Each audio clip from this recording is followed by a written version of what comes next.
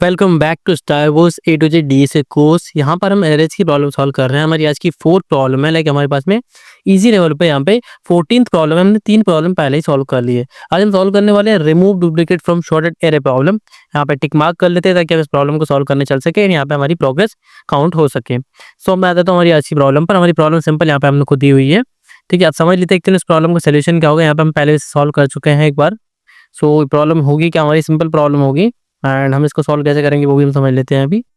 सो यहाँ पर आप देख सकते हैं, यहाँ पर हम आएंगे तो हमारी प्रॉब्लम सॉल्व करनी कैसे वो हम समझ लेते हैं। काइंड ऑफ यहाँ पे थोड़ा सा लॉजिक हम यहाँ पे बिल्ड कर रहे होंगे कि कैसे हम ऐसी टाइप की प्रॉब्लम को सॉल्व कर रहे होते हैं।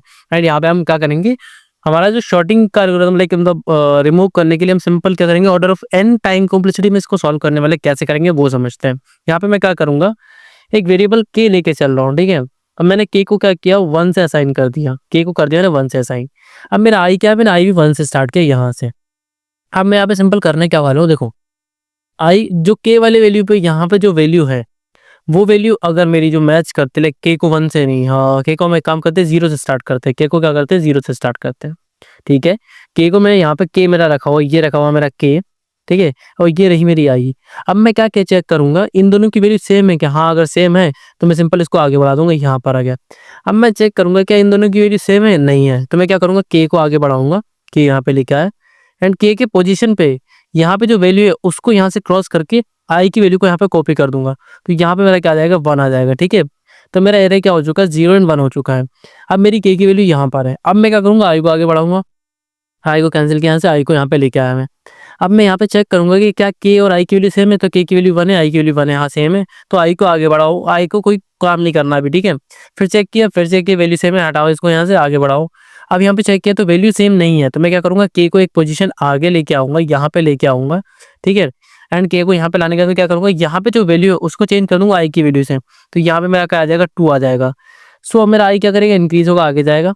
ठीक है, सेम वैल्यू है, फिर आगे जाएगा, कुछ कोई काम नहीं हुआ यहाँ पे। देन यहाँ पे वैल्यू डिफरेंट आई। जैसे वैल्यू डिफरेंट आ रही, मैं क्या कर रहा हूँ, यहाँ पे k को यहाँ से हटा के एक पोजीशन आगे लेके जा रहा हूँ, k प्लस प्लस कर रहा हूँ। एंड उस वैल्यू पे जो भी रखा हुआ है उसको हटा के यहाँ पे वैल्यू अपडेट कर रहा हूँ i की वैल्यू से। i की वैल्यू क्या है, 3 है, तो यहाँ पे मैं 3 कर दूंगा। अभी मेरा 3 हो गया। उसके बाद में k यहाँ पे रखा हुआ अभी, ठीक है मेरा, एंड यहाँ पे i मेरा आया है।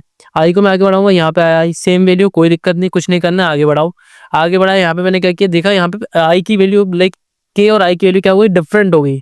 तो मैं क्या करूंगा, k की वैल्यू को बाय 1 इंक्रीज करूंगा, k यहाँ पर आ जाएगा हमारा। एंड हमारी ये जो वैल्यू है 1, इसको हटा के यहाँ पे क्या कर दूंगा, 4 को लिख दूंगा, जो i की मेरी वैल्यू है।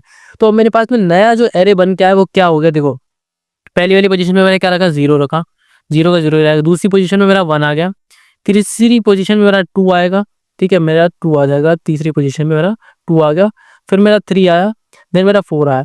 सो मेरे एरे का नया साइज क्या हो गया, 0 1 2 3 4, मतलब टोटल 5 एलिमेंट मेरे पास में हो गए। तो मेरे एरे का नया साइज क्या हो गया, 5 हो गया।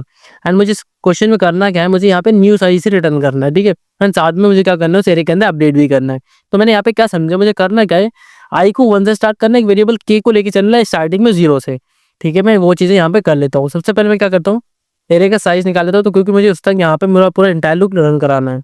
Array equal nums dot like n equal nums dot size मैंने यहाँ पे ले लिया।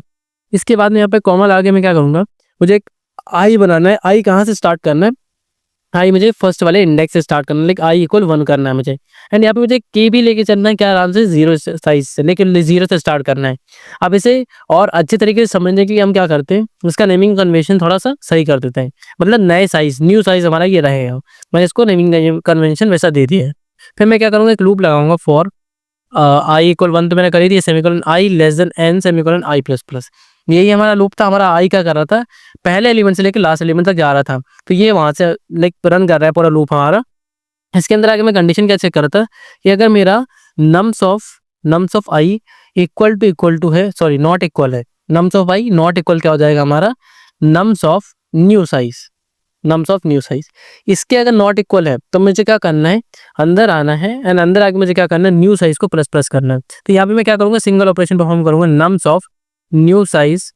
ठीक है, nums of new size plus plus, पहले प्लस प्लस कर लेते हैं हम। पहले मुझे आगे बढ़ाना है, मैंने आगे बढ़ा दिया। देन इस पे जो वैल्यू है उसको अपडेट करना है, किससे, नम्स ऑफ आई से। नम्स ऑफ आई से मैं यहाँ पे इसको अपडेट कर दूंगा। अब मैंने इसको क्या कर दिया, अपडेट कर दिया। देखो यहाँ पे हमने क्या किया था, अपडेट कर दिया था। उसके बाद में क्या किया था, अपडेट करने के बाद आई को इंक्रीज कर दिया था, मतलब लूप हमारा सिर्फ यहाँ पे आ जाएगा, फिर वापस इंक्रीज हो रहा है। एंड इंटायर इसको रन कराने के बाद हमने क्या किया था, नया साइज, न्यू साइज हमने यहाँ पे इसको डिक्लेयर कर दिया था S5। तो यहाँ पे न्यू साइज डिक्लेयर करने के लिए मुझे क्या करना पड़ेगा, पहले यहाँ पे मैं क्या करूँगा, न्यू साइज, ठीक है, new size +1, new size plus plus कर दूंगा। अब आप बोल रहे हो न्यू साइज प्लस प्लस क्यों कर दिया मैंने, क्योंकि जीरो बेस इंडेक्सिंग होती है, तो हमारा जो एक्चुअल साइज होता है वो क्या होता है, उस इंडेक्स से ज़्यादा का होता है। अगर मैं यहाँ पे देखूँ तो मेरे के का इंडेक्स अभी क्या है, 0 1 2 3 4, फोर्थ इंडेक्स पे मेरा क्या है, 4 है। लेकिन यहाँ पे अगर साइज क्या, तो साइज कितना है, 5 है, तो नया साइज हमारा क्या हो जाएगा, इंक्रीज हो जाएगा बाई 1।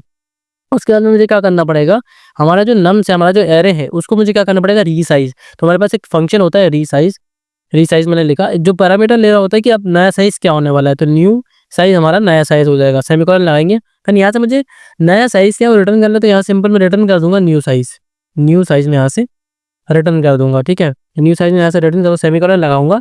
रन वाले ऑप्शन पे क्लिक करके चेक करूंगा कि हमारा कोड सिंपल टेस्ट केस पर रन कर रहा है, नहीं कर रहा है। सो हमारा कोड सैम्पल टेस्ट केस पे सक्सेसफुली रन कर चुका है। एंड यहाँ पे हमने एक सैम्पल केस को ड्राई रन करके भी चेक कर लिया कि कैसे हमारा ये कोड वर्क कर रहा है, इसके पीछे का लॉजिक क्या है। अब यहाँ पे आते हैं, सिंपल सबमिट पे क्लिक करते हैं, चेक करते हैं कि हमारा कोड जितने भी टेस्ट केस क्वेश्चन पे लगे सबको पास कर पाता है या नहीं। सो लोडिंग में है, हमारा सोल्यूशन जो है एक्सपेक्टेड हो चुका है, एक्सेप्टेड हो चुका है, जितने भी टेस्ट केस यहाँ पे लगे हुए थे सब पर। अब बात करते हैं नेक्स्ट चीज़ की, यहाँ पे आ जाते हैं। एंड हमने यहाँ पे टोटल 4 प्रॉब्लम सॉल्व कर लिया, हमारी 10 प्रॉब्लम रिमेनिंग है।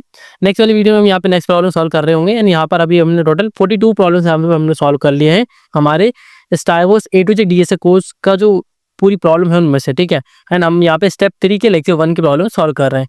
सो thanks for watching this video, we will meet in the next video and solve the next problem Striver's A to Z DSA course array problems.